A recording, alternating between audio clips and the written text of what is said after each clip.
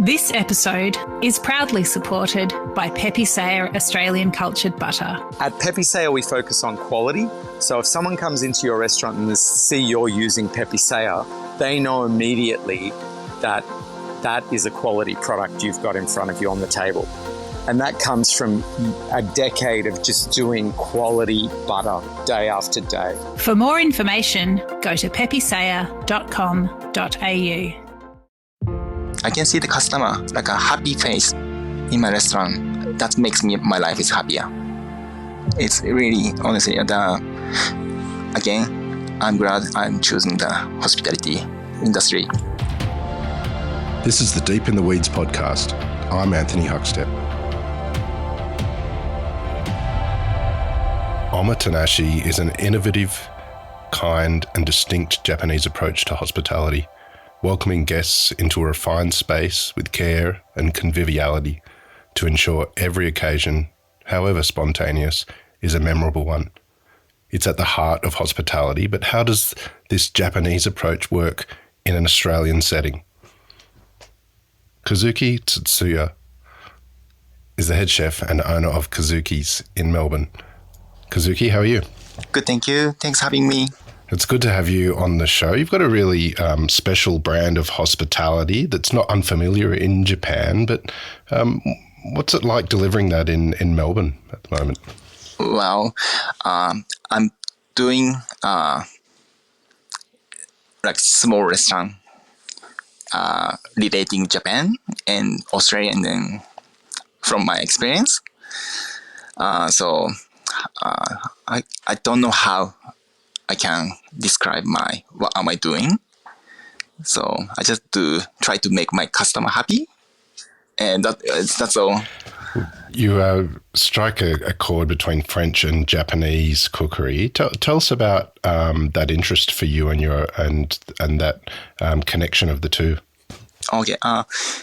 I came to Australia 2001, and I never cooked in Japan before. And then I came to Australia for a baseball job. So I came to Australia to study English to get baseball job in America.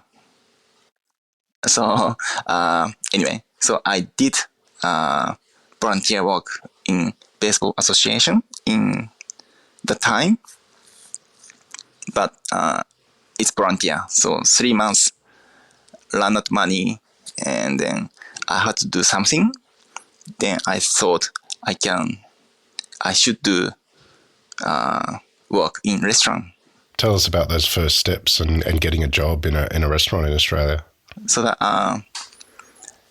time, so I read cooking magazine for study English, and then because cooking pictures looks good, and then my first article was about Tetsuya's. They just moving to the CBD. Then his stories, like he never cooked in Japan before. He starting from dishwasher, and then he doing like a great reviews. So maybe I should try dishwasher or restaurant job first, because I never done. So I thought I could do. Maybe I should try. What was the first restaurant that you worked in? It's Misuzu's in Albert Park. It's a Japanese restaurant. They do takeaways, and they have the sake bar. They have functions. Very busy. And I found from Good Food Guide, and then I didn't have confidence working like a traditional Japanese restaurant like a Kenzan or Hanabishi or that kind of stuff. But Misuzu's does like a very funky one, cool one. So I didn't have confidence like traditional techniques, but maybe I can do something from them. So I apply. And then same story as Tetsuya's.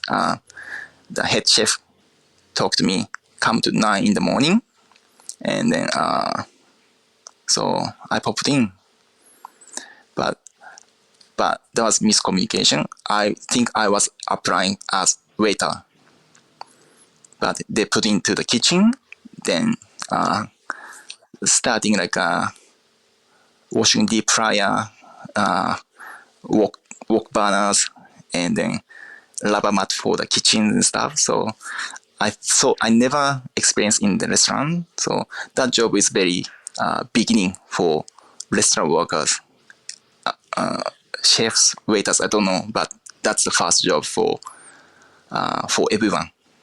So I did it. Were you surprised by the commercial kitchen compared to what you had thought it might be like? Okay, so when I was in Japan, I was a uni student, but I used to work in the prison as well. So the prison was a government job, and I wanted to study uni as well. I needed money for my uni and living in Tokyo because the prison was in Tokyo, and so in the prison, my first job was my life first time job was in prison. So it was very shocking, very different culture, and then compared with prison, restaurant job was very happy and then very bright. Take us back to Japan. You're from the northern part of Honshu Island. Tell us a bit about the town where you're from and what sort of role food played growing up for you. Okay, yes, Akita is very countryside, and my hometown is country of the country. So mountains, rice field, veg fields, just summertime green everywhere, and winter time is white, snowing. It's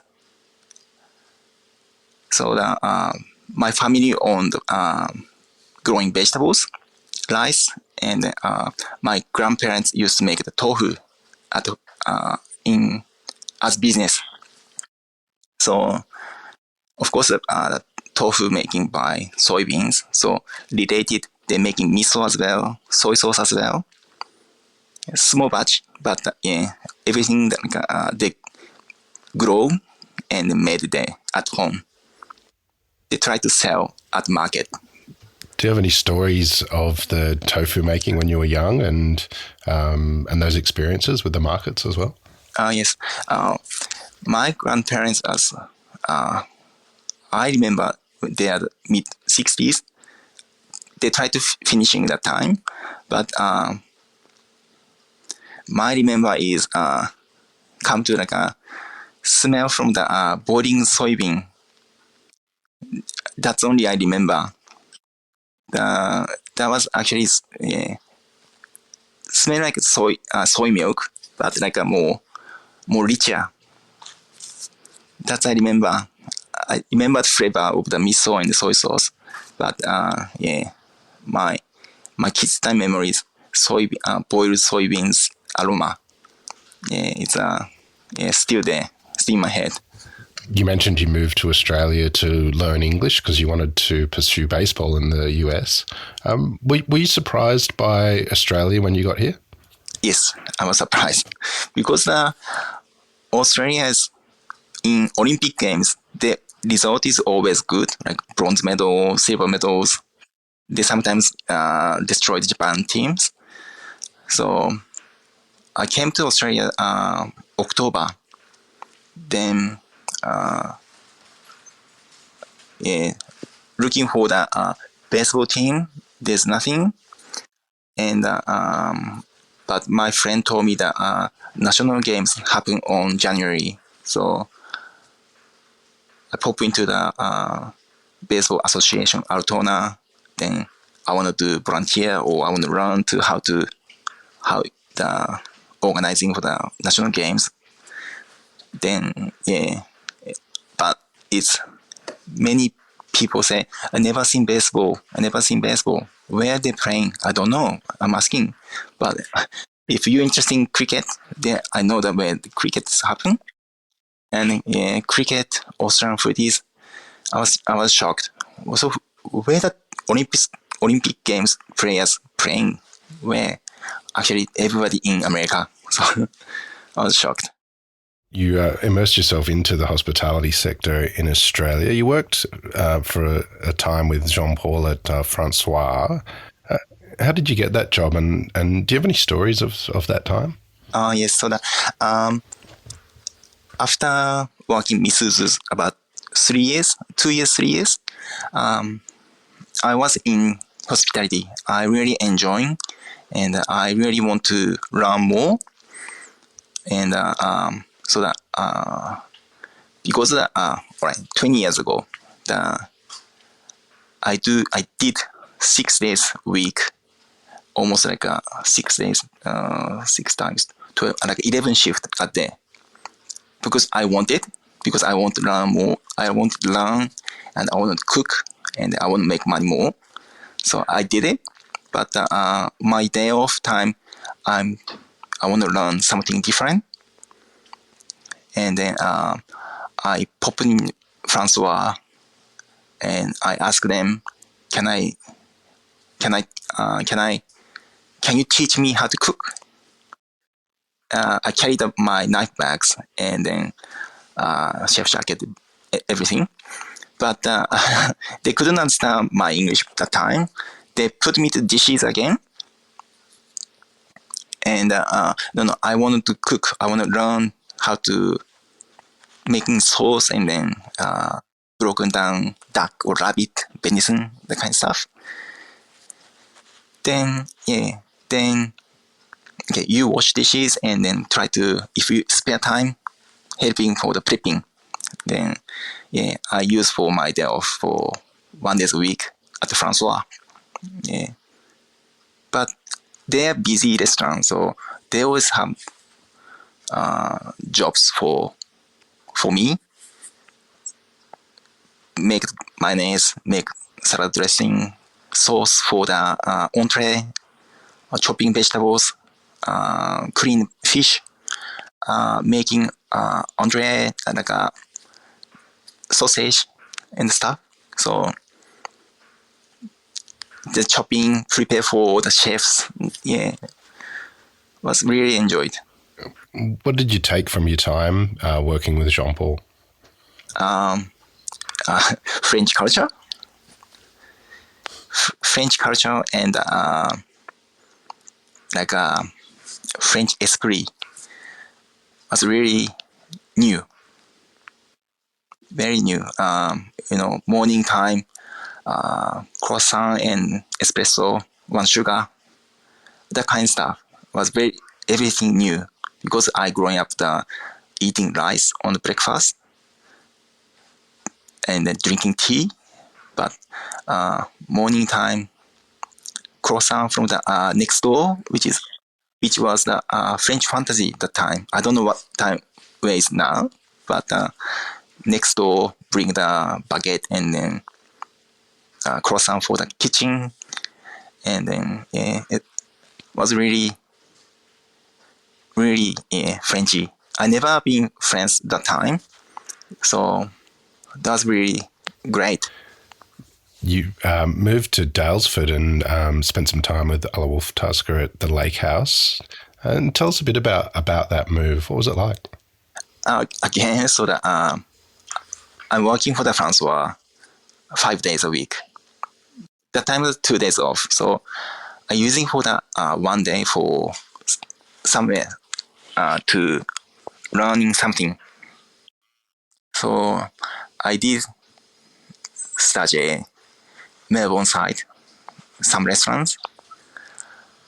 So then I never been to here, Daylesford side. So I pop in again, driving down Melbourne to South Sierra to Daylesford, then pop in the kitchen. No, not pop in the kitchen, pop into the restaurant. I want to work. So then asking them, can I learn? I want to do, I don't need money. Please let me try. So then starting. Do you have any stories of what it was like in that kitchen? In the kitchen, the Francois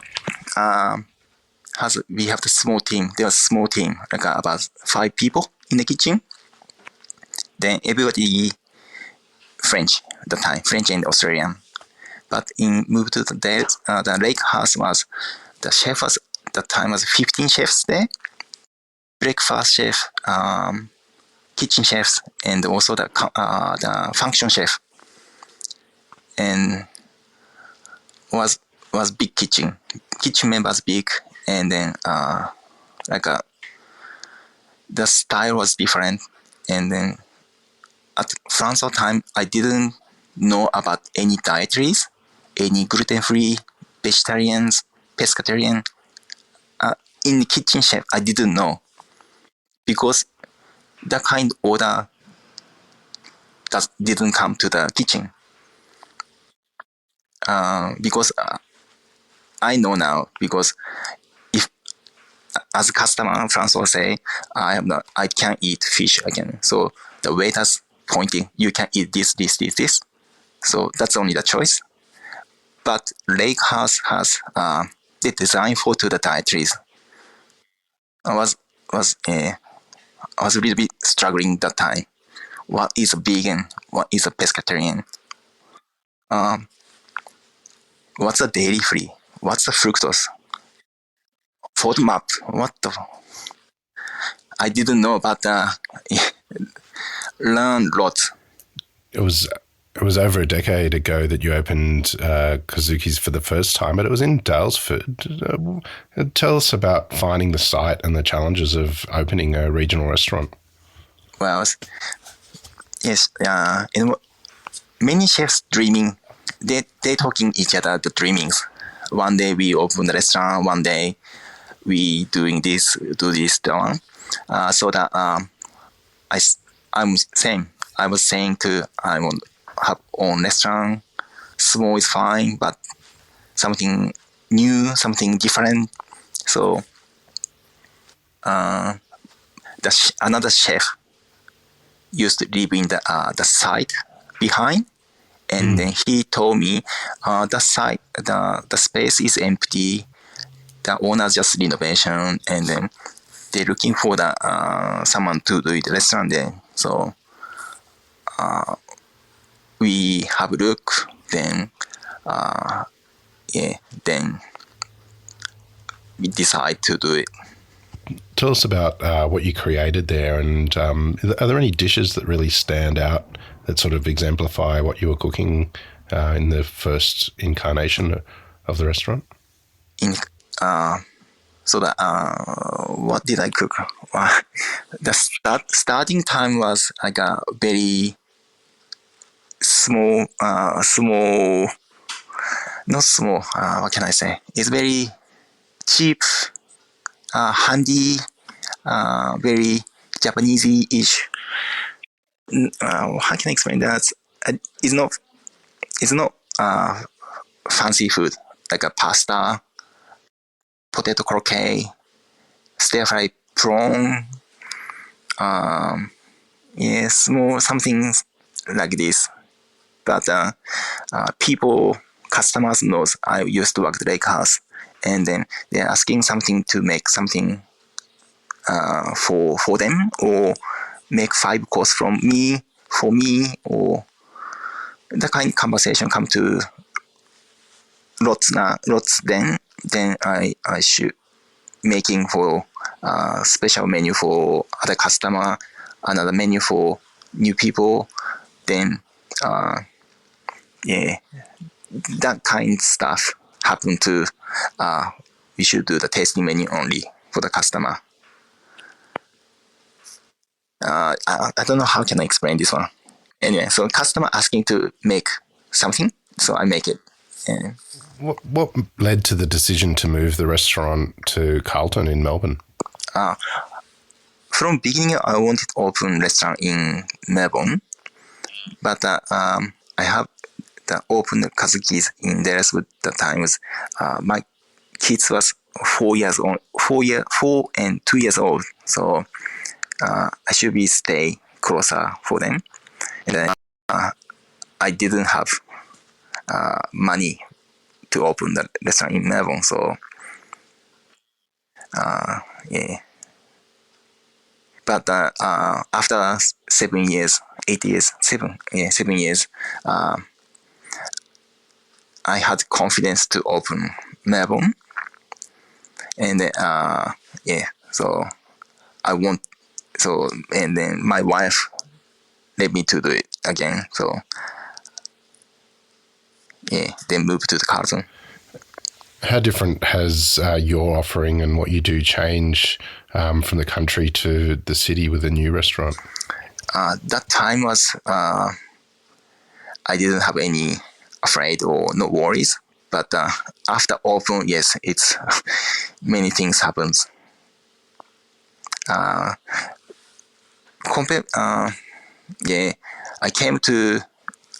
have big confidence move to the Carlton, but move to Melbourne, I was still new. So, number of the customers, suppliers, new relationship with the suppliers, and also the and staff as well. Tell us a little bit about the offering that you have now in Carlton. It's a tasting menu. Can you run us through sort of some of the dishes and what the experience is like for people who come to the restaurant? Yes. So we're doing the 7-course tasting menu. And the first course is always like a snacks collection. Small bites, about 7 to 8 kinds of the bites there. Vegetables, hamon, chicken liver parfait, nori cracker, smoked quail egg, something like a small bite for, and something interesting as well.